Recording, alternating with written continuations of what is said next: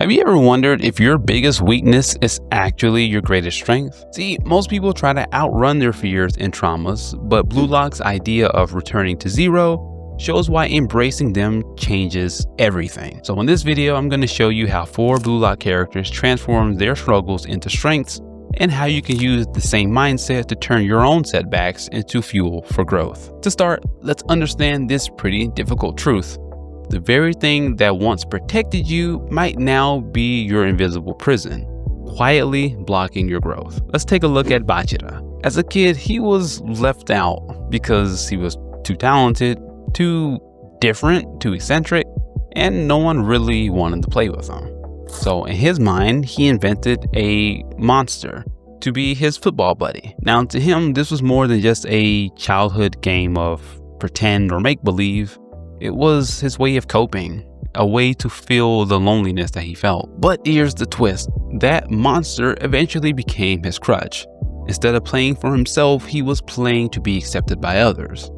And the breakthrough came when Bachira finally saw that clinging to his imaginary friend was actually holding him back. If he ever wanted to move forward, he needed to make a change. So with a bold move, he waved goodbye to the monster and started playing his own game for himself, even if it meant standing alone. Now, let's look at another character who had difficulty facing his past. See, Chigiri's past traumas was both physical and emotional. After a brutal ACL injury, fear took over his mind. The fear of pain and the fear of failure, both of which were fueled by bullies calling him useless. And because of this, he actually almost quit the sport that he loved so much. But when the time came during the first selection, Chigiri made a choice, whether to stay safe and to give up, or to risk it all and play as his true self. Deciding to stop living his life afraid of his own shadow, Chigiri stomped down his fear, reclaimed his identity as the Red Panther, and decided that playing boldly, even if it meant risking injury,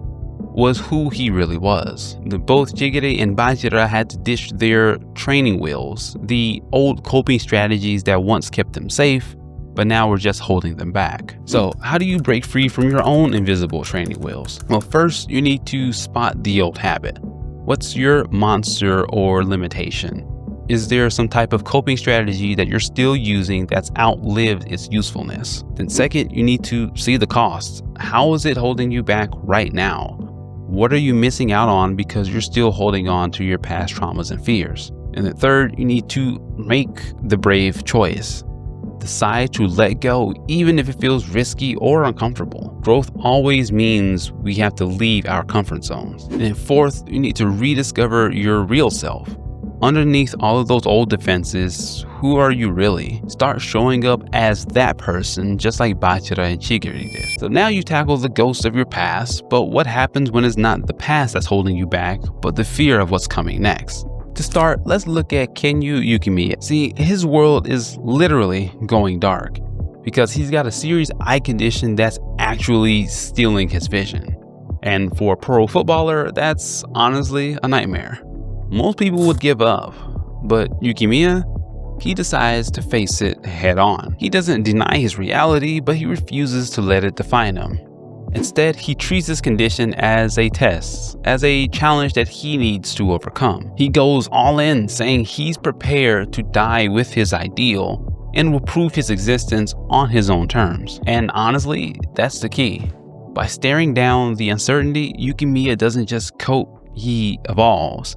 His desperation pushes him to create brand new weapons like his signature sword screw shot and even awakening his predator eye because he realized his old ways just won't cut it anymore. He needed his own way of surviving. Now, when it comes to the fear of the future, Shuhei Barrow's is a little bit different. It's more existential. The terror of fading into nothing, watching others live out his dream. See, after a crushing defeat to Isagi, Barrow imagined himself as a washed-up nobody, alone, bitter, and forgotten. He dreads it so much that he rejects an offer of a lifetime to succeed Snuffy as the king of Ubers by treating football like a regular job, essentially guaranteeing stability. And Barrow rejects this because he feels like this stability all but guarantees that he'll end up as some nameless king. So instead, he'd rather risk everything to stay true to his own king ideal even if it means failing. So to avoid this future, he transforms from a selfish tyrant into a villainous king who doesn't let his fear of the future stop him. He instead uses it to forge him into someone better. Both Baro and Yukimiya turn their future fears into fuel for their growth right now in the present. So how do you turn your fear of the unknown into the fuel for your own transformation? First, name your deadline. What's putting pressure on you right now? Is it time, health, a closing window? I want you to get real specific about what it is, and that's because that urgency is what's going to bring you focus. Next, picture the nightmare. What's your worst case scenario? What's the one regret that really scares you? I want you to stare it down and sit with it, not to discourage you, but to let it motivate you. Next, I want you to choose bold uncertainty. Ask yourself, would you rather risk failing at what matters or play it safe and risk lifelong regret? I want you to be bold and choose the path that may seem scary at first. And finally, I want you to turn that fear into fuel. Let that urgency and fear drive you to innovate, adapt, and grow, just like Yukimiya and Baro did. Now, what's remarkable about Bajira, Chigiri, Yukimiya, and Baro isn't just that they face challenges, is that they transform their limitations into their own unique strengths. Bajira didn't erase his loneliness, he used it to fuel his wild, creative independence on the field. Chigiri didn't magically heal his knee, he learned to play on the edge, making his speed his all-or-nothing weapon. Yukimiya's vision didn't improve, he let the ticking clock drive him to become the world's most relentless striker. And Baro didn't get rid of his fear of mediocrity, he channeled it into an obsession with excellence. This is the heart of what I call returning to zero. It's not about going back to who you were before the struggle or pretending that the problem's gone.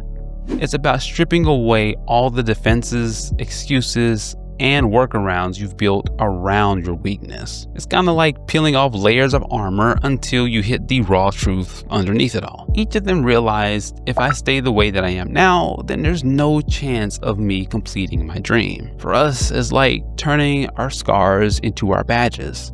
The thing that we used to hide becomes the very thing that makes us stand out. So how do you turn your greatest limitation into your secret weapon? Well, first you need to accept the reality. Stop fighting or denying your weaknesses. Acknowledge them just like the Blue Lockers did. Second, stop avoiding it. No more detours or minimizing. Don't tiptoe around your challenge. I need you to look it dead in the eye and face it head on. And third, use it as some raw material. Ask, how can I build with this?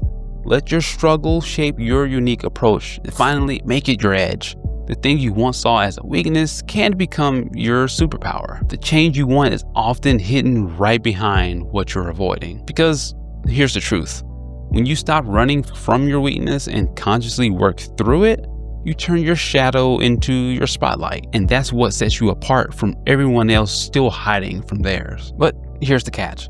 Even if you understand how to turn your weaknesses into strength, there's still one thing that trips most people up. You might know you need to face your challenges, but unless you understand what truly drives you at your core, staying consistent and hitting that flow state where everything just clicks always feels out of reach. That's why you need to watch this next video where I break down how figuring out your ego type, whether you're wired to thrive in competition and results, or driven by self-mastery, is the real key to your next breakthrough.